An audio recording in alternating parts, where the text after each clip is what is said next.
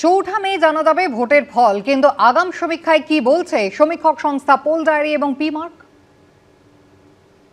সমীক্ষক সংস্থা পোল ডায়েরির ডেটা অনুযায়ী বিজেপি 142 থেকে 171টি আসনে জিতে পশ্চিমবঙ্গে প্রথমবার ক্ষমতায় আসতে পারে। 99 থেকে 127টি আসন যেতে পারে তৃণমূলের ঝুলিতে।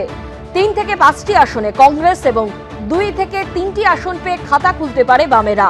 অন্যরা পেতে পারে 0 থেকে 1টি আসন। প্রাপ্ত ভোট শতাংশের দিক থেকে 46% ভোট পেতে পারে বিজেপি।